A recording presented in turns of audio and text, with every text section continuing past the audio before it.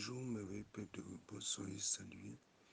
Que la grâce, la paix de notre évêque, du Dieu de notre évêque Samuel a été repos sur vos vies. Ce matin, nous allons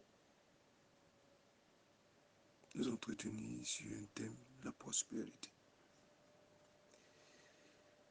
Le thème du mois, c'est instruction divine.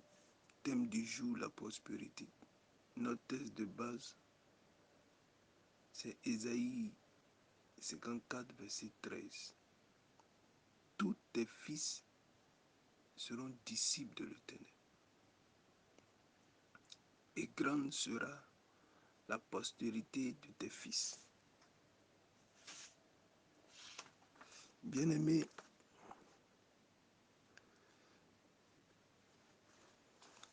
il y a différentes sortes de prospérité.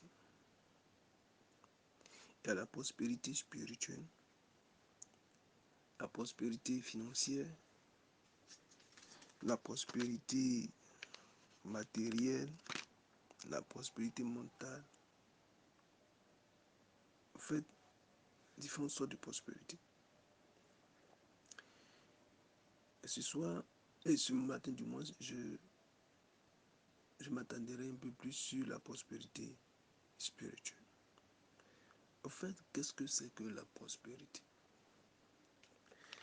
La prospérité, c'est l'état de ce qui est prospère, de ce qui est caractérisé par l'expansion et une grande abondance. Voyez-vous, bien-aimés, dans le cadre de l'esprit, dans le cadre du spirituel, surtout pour les enfants de Dieu, la prospérité ne vient ni de l'Orient, ni de l'Occident, mais la prospérité vient d'abord de l'Éternel. C'est l'Éternel qui rend prospère. C'est l'Éternel qui rend prospère. Je vais vous inviter à prendre vos Bibles aussi dans le livre de Psaume 128, le verset 1 dit que heureux tout homme qui craint l'Éternel, qui marche dans ses voies. Verset 2, tu jouis alors du travail de tes mains. Tu es heureux, tu prospères. Verset 3, ta femme est comme une vigne féconde dans l'intérieur de ta maison. Tes filles sont comme des plants d'olivier autour de ta table. C'est ainsi qu'est béni l'homme qui craint l'Éternel. L'Éternel te bénira de Sion, et tu verras le bonheur de Jérusalem tous les jours de ta vie. Tu verras les fils de tes fils. Que la paix soit sur Israël. Lorsque nous lisons ce texte bien-aimé, nous comprenons que la prospérité a une base. C'est la crainte de l'Éternel. La crainte de l'Éternel.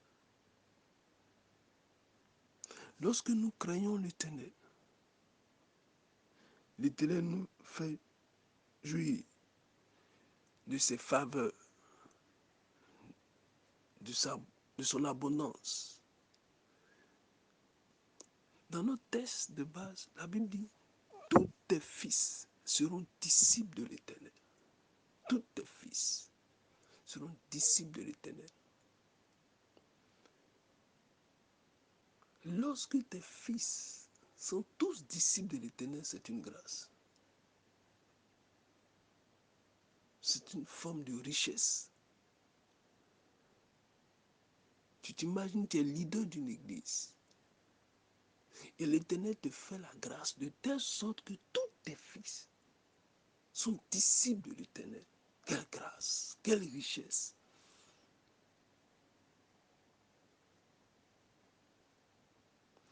Et grande sera la postérité de tes fils. Oh my God. Oh my God. C'est l'Éternel qui donne les moyens, qui donne la grâce pour pouvoir s'enrichir. Et l'Éternel nous donnera en cette saison la grâce de pouvoir nous enrichir, spirituellement parlant, et à tous les égards. Parce que nous nous attachons à lui. Nous le cherchons. C'est l'Éternel qui donne la sagesse, qui donne l'intelligence, afin que nous puissions être riches. Nous devons être riches de l'esprit, riches de sa grâce, riches de sa nature, riches de son amour. Et que tous nos fidèles deviennent des personnes disciples de l'Éternel, deviennent des personnes riches de la présence de Dieu, riches de l'onction de Dieu, riches de sa faveur, de sa grâce, au nom de Jésus-Christ de Nazareth. Que tout ce qui pourrait les empêcher d'être de véritables disciples de l'Éternel, que cela se loigne de leur vie au nom de Jésus. Et que par cette grâce, par cette richesse, l'Éternel étend nos limites. Que l'Éternel rende prospère tous nos enfants. Que l'Éternel nous rende féconds à tous égards, au nom de Jésus. Que la grâce de la prospérité divine, de la prospérité spirituelle, repose sur toutes les églises rebelles au nom de Jésus-Christ. Que l'Éternel lui-même nous multiplie, nous multiplie, nous multiplie au nom de Jésus. Qu'il bénisse l'œuvre de nos mains, qu'il bénisse l'œuvre de nos mains, au nom de Jésus. Qu'au-delà même de la prospérité spirituelle, l'Éternel nous bénisse à tous les différents niveaux, dans tous les différents domaines de nos vies, au nom de Jésus. Passez une agréable journée, que la grâce et la faveur vous accompagnent, au nom de Jésus que c'est prié. Amen.